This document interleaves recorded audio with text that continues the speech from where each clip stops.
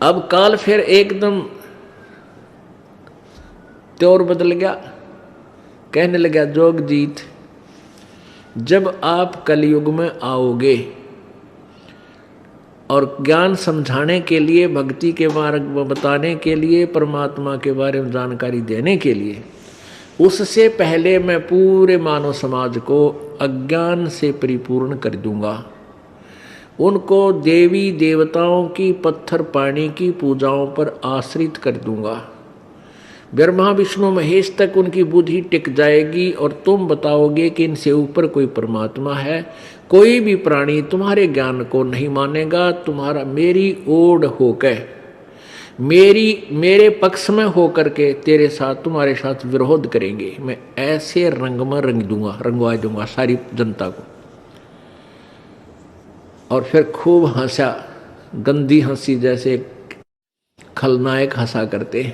अगदा basic Jogjit क्या बोला कि 12 पंथ करूं मैं साजा, नाम तुम्हारा ले करूं आवाजा। 12 पंथ नाम जो ले ही, सो हमरे मुख आन समोही। प्रथम अंश हमारे जाई, पीछे वंश तुम्हारा आई।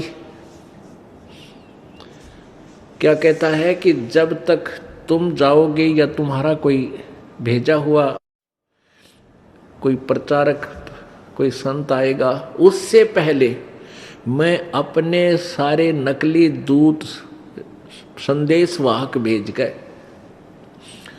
और कबीर पंथ के 12 पंथ चला दूंगा।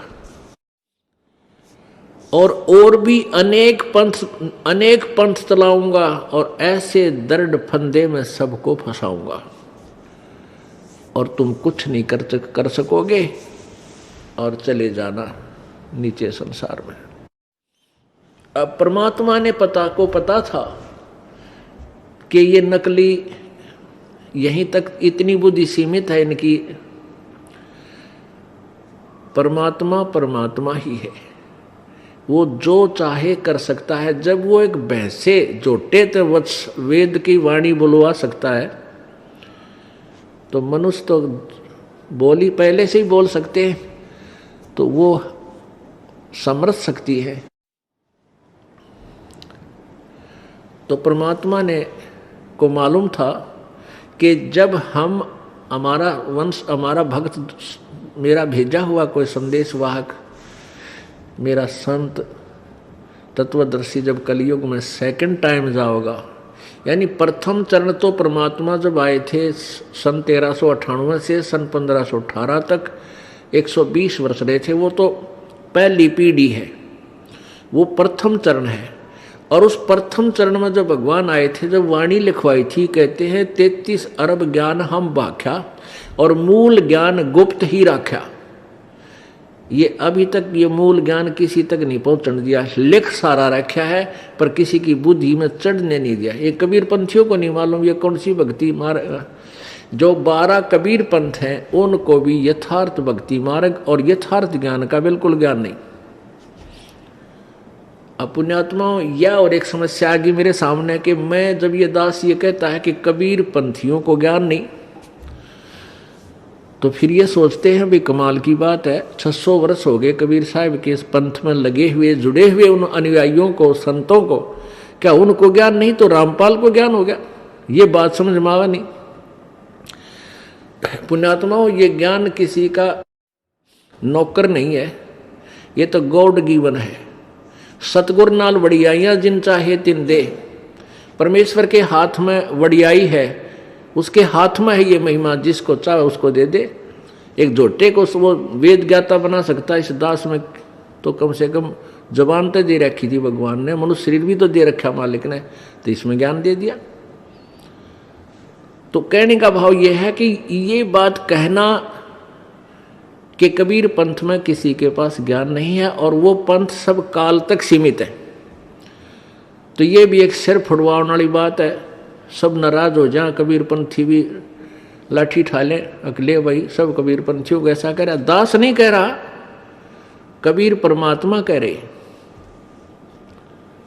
अब वो सिद्ध करेगा ये दास कि कबीर भगवान, कबीर परमेश्वर 600 वर्ष पहले लिखवा के गए थे अपनी उस अमृतवाणी में कि ये 12 पंथ काल ने चलवाए मेरे नाम तय, और ये 12 के 12 काल के पंथ है, इनमें कोई जीव पार नहीं हो सकता। हाँ, यदि मेरे संत जो मैं भेजूंगा 12वें पंथ में, 12वें पंथ, 12वां पंथ गरीबदास पंथ है जो सुडानी में गरीबदास साहिब जी आए हैं, तो 12वां पंथ गरीबदास पंथ है, और लिखा है कि 12वें पंथ हम ही चलावे और सब पंथ मिटा के एक पंथ चलाओ। 12वां पंथ जो होगा वो गरीबदास पंथ है, और उस पंथ में आगे चल के हम आएंगे गरीबदास वाले पंथ में, और सभी पंथों को समाप्त कर देंगे और एक ही पंथ चलाएंगे। अब जैसे जिनको भगवान चाहिए, अब जैसे बहुत सी पुण्यात्मा जो कबीर पंथ से जुड़ी थी,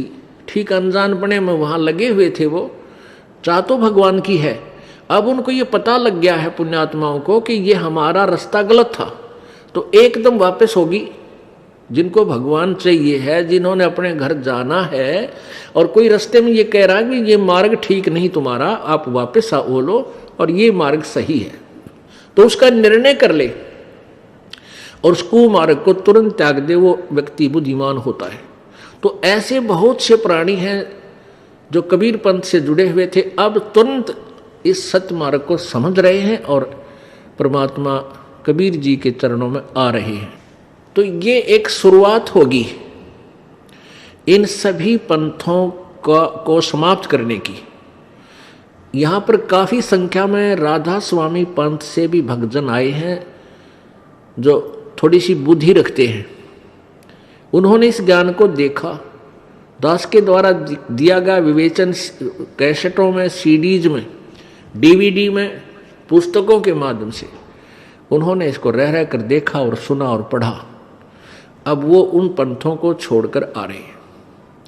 ऐसे ही दूसरे पंथों से, धन धन सतगुरु से, बाल योगेश्वर जी से, कोई जय गुरुदेव वाले थे कि तो ठाकर जी वाले थे, यानी सब वापस आ रहे हैं। और जो हिंदू जो देवी देवताओं तक सीमित थे वो और शीघ्र आ रहे हैं, क्योंकि वो अपने पुराणों को श्रेष्ठ मानते हैं। और पुराणों में लिखा है कि ब्रह्मा विष्णु महेश नासवान है। अभी तक हमने यही सुना था कि ब्रह्मा विष्णु महेश के कोई माता पिता नहीं है, तो पुराणों में इनकी पूरी जीवनी लिखी है कि इनकी माता तो दुर्गा है और पिता ये ज्योति निरंजन काल है जो 21 ब्रह्मांड का स्वामी है। तो ये देवी देवताओं के पूजने वाले तो और शीघ्र आ रहे हैं, और कबीर पंथ को मानने वाले भी अति शीघ्र आ रहे हैं, जो पुण्यात्मा है, जिन्हें भगवान चाहिए और जिन्हें भगवान से कोई लेना देना नहीं, सूखे प्रभु बने बैठे हैं, संत महंत बन गए, वो आप भी नरक में जाएंगे, इन भोली आत्माओं के जीवन बर्बाद करके अपना महाअपराधी भगवान के दरबार में होंगे।